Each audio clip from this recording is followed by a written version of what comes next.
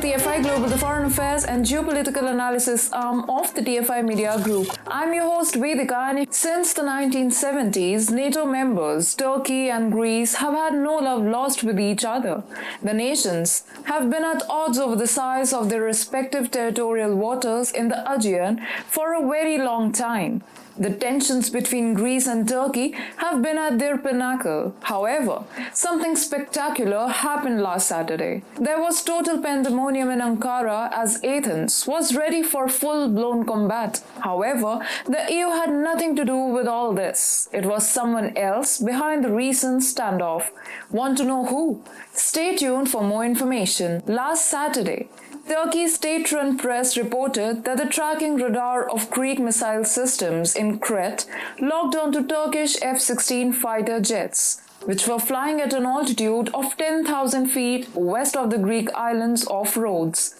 As per Turkey, Turkish F-16s were undergoing a reconnaissance mission in international airspace, and Greece purposely locked in its missiles to scare off Turkish fighter jets. Furthermore, Turkey claimed that 4 Greek fighters also tried chasing the Turkish jets, but as per Turkey, they failed. Turkey flatters that its planes completed their mission and returned to their bases despite the hostile environment. However, if Turkish claims are examined properly, you'll conclude that Turkey was actually scared off by Greece's tactics. For the last few months, Turkey has been intruding into Greece's airspace. It was being warned by Greece to back off, but it was not willing to return. On 27th August, Turkish planes once again intruded into Athens' airspace. Ankara, however, was unaware of what was in store for them. Greece was armed to teeth with Russia's S-300 defense missile system. Yes, you heard it right. It was the radars of the S-300 system on Crete Island that locked onto Turkish F-16 fighter jets flying at an altitude of 10,000 feet. These S-300 missile defense systems were originally ordered by the Republic of Cyprus back in the mid-1990s. However, the system was ultimately diverted to Greece after Turkey threatened to preemptively destroy them. Greece had never used this missile system since 2013. It had simply kept them in its arsenal.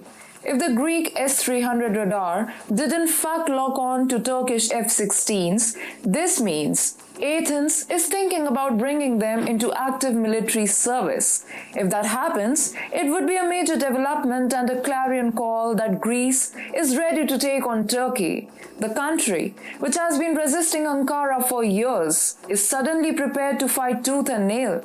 That's some quick bravery there. But how? Well, given that Greece and Russia currently recognize Turkey as one of its major thorns, it is quite likely that the deployment of the S-300 was done in accordance with Russia. Let us explain why. Turkey is an opportunist nation. The nation has always tried to walk on a free line between NATO and Russia, but recently it did something to trigger Russia. Recep Tayyip Erdogan, the president of Turkey, vehemently endorsed Ukraine's claim to Crimea and condemned Russia's incursion as unlawful. Furthermore, Ankara attempted to heckle Moscow by refusing to acknowledge Donetsk and Luhansk as separate regions, considering Turkey's cunning and wild behavior around the world. This was sufficient to trigger nations like Russia.